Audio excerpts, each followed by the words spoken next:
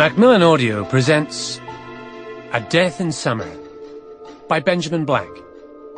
Read for you by John Keating.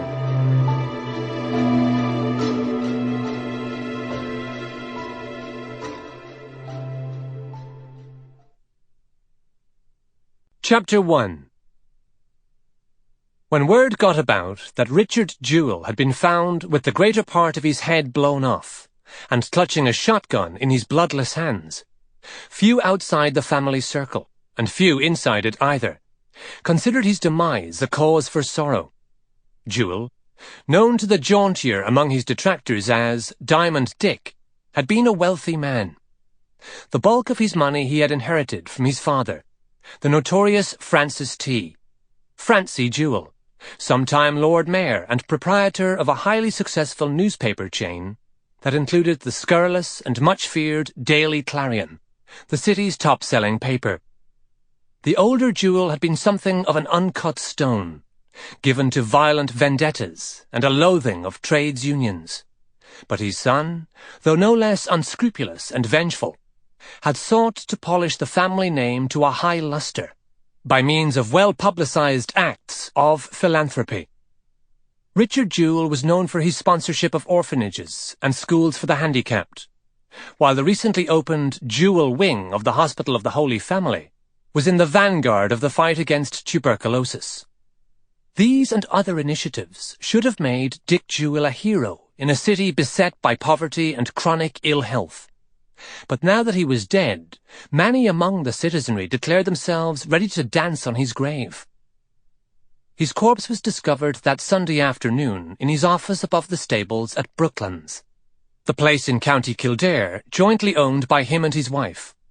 Maguire, the yard manager, had come up by the outside stairs to give him a report of a stallion that was lame and unlikely to run the following Thursday in an evening fixture at Leopardstown. The door to the office was ajar, but Maguire had known better than to walk in without knocking. Right away, though, he had the feeling that something was seriously amiss. When asked later to describe this feeling, he could not.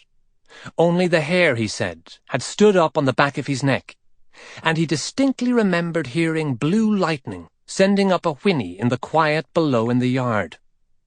Blue Lightning was Dick Jewell's darling, a 3-year-old with the highest potential.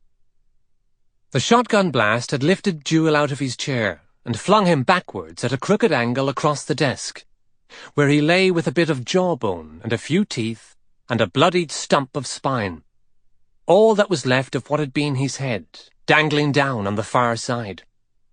On the big picture window in front of the desk, there was a great splatter of blood and brains, like a giant peony blossom, with a gaping hole in the middle of it, giving a view of rolling grasslands stretching off to the horizon. Maguire at first could hardly take in what had happened.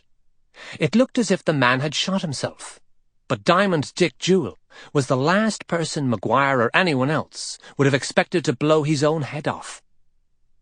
Rumours and speculation started up at once. It added to the shock of the event that it had taken place on a drowsy Sunday afternoon in summer, while the beaches along the drive at Brooklands sweltered in the sun and the mingled smell of hay and horses lay heavy on the summer air. Not that many were privy to the details of what had happened. Who knew better than the Jewells how to hush up a scandal? And a suicide in these days, in this place, was a very grave scandal indeed. In the Clarion offices on Eden Quay, the atmosphere was a combination of pandemonium and wondering disbelief.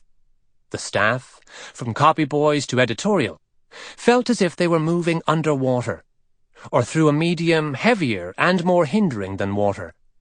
And yet, at the same time, everything seemed to be racing along like a river in spate, and carrying all before it.